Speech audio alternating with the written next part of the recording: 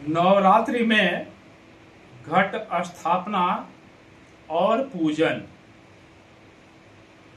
नवरात्रि स्थापना, कलश स्थापना और देवी पूजा आदि का विधान अत्यंत विस्तृत है, लेकिन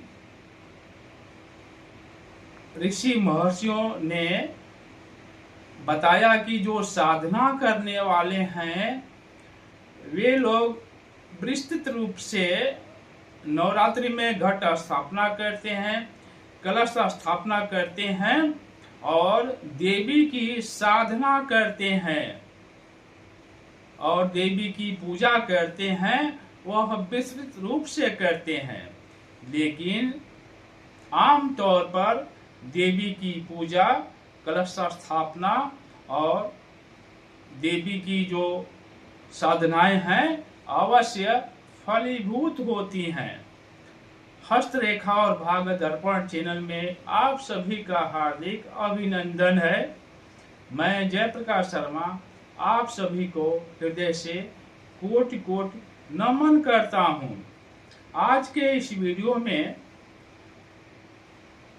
नवरात्रि में घट स्थापना, देवी पूजन के बारे में चर्चा करेंगे।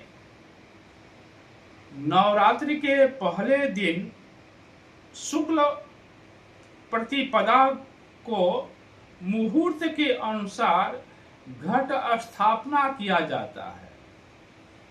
जो व्यक्ति नवरात्रि का व्रत तथा दुर्गा सप्तशती का पाठ करते हैं वे मिट्टी के पात्र में जौ बो देते हैं।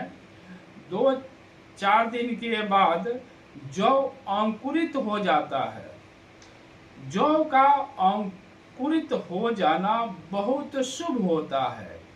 वैसे जो चैत्र नवरात्रि होता है, गर्मी का मौसम होता है, तो गर्मी के मौसम में जौ का अंकुरण थोड़ा सा समय लेता है, लेकिन चूंकि इस समय शरद ऋतु के नवरात्रि का मौसम ठीक रहता है तो जौ का अंकुरण बहुत अच्छी तरह से हो जाता है। तो जौ का अंकुरण किसी भी नवरात्रि में हो बहुत शुभ होता है।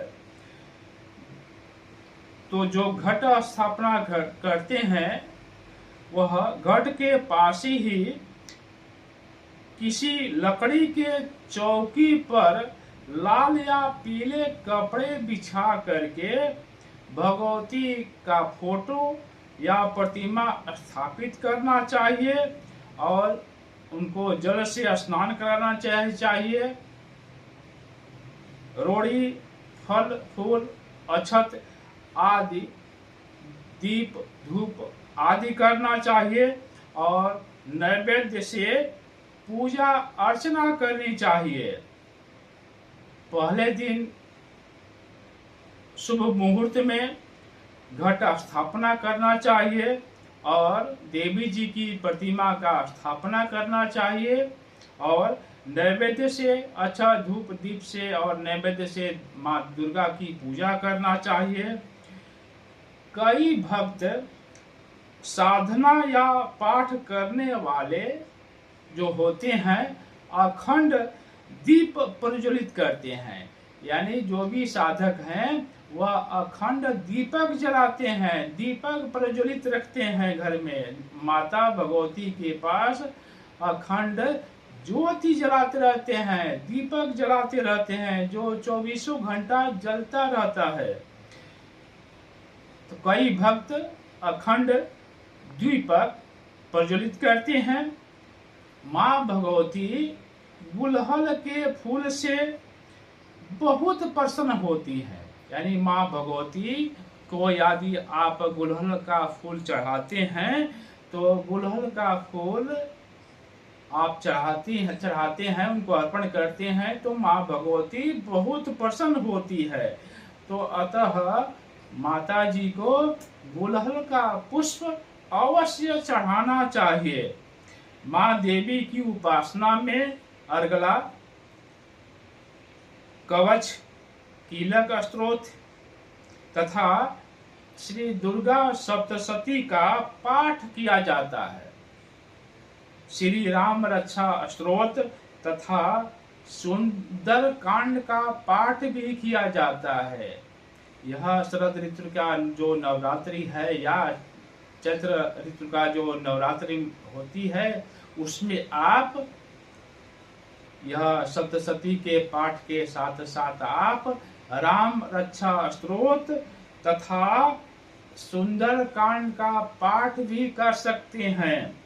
इसके बाद अष्टमी के दिन आप दशांश हवन कर सकते हैं। कोई भी पाठ या पूजा पाठ करने के बाद उसका दशांश हवन करना जरूरी होता है। आप ऐसे नहीं कर सकते हैं कि आप पूजा पाठ करके छोड़ दिए, उसका दशांश हवन करना चाहिए। दशांश का अर्थ होता है कि 1/10वां भाग, यानी 1/10वां भाग उसका जो होता है, उस तरह से आप 1/10 भाग आप हवन कीजिए, तब जाकर के यह पुण्य होता है। प्रत्येक परिवारों में अपने अपने कुल देवी की मान्यता होती है, यानी नवरात्रि में प्रत्येक परिवार में अपने अपने उनके जो परिवार हैं, उनके जो अपने अपने परिवार हैं, उनमें कुल देवी की मान्यता होती है। अतः नवरात्रि में अपने अपने कुल देवी की पूजा अवश्य करनी चाहिए। अपने अपने जो कुल देवी हैं उनकी पूजा विधि विधान से अवश्य करनी चाहिए। अष्टमी या नवमी के दिन कुंवारी कन्याओं को बुला करके भोजन अवश्य कराना चाहिए। और विजयादशमी के दिन जो भी पूजा सामग्री जो आप इकट्ठा हुई है, वह विजयादशमी के दिन उसको किसी पवित्र नदी या तालाब में आपको प्रवाहित कर देना चाहिए। जो भी आप पूजा पाठ की जो सामग्री घर में जो इकट्ठा हुई है, वह आपको कहीं दूसरे जगह नहीं फेंकना चाहिए। किसी पवित्र स्थान में आपको प्रवाहित कर देना चाहिए। किसी पवित्र जल सरोवर में आपको प्रवाहित कर देना चाहिए। आप सभी को हमारी पूरी टीम की तरफ से बहुत बहुत धन्यवाद। यह जो पूजा सामग्री है किसी पवित्र सरोवर में, तालाब में आपको विसर्जित कर देना चाहिए। अभी तक जो भी नए नए हमारे दर्शक जुड़े रहे हैं चैनल से, यदि सब्सक्राइब नहीं किए हो तो कृपया सब्सक्राइब अवश्य करें। आप सभी को बहुत बहुत धन्यवाद।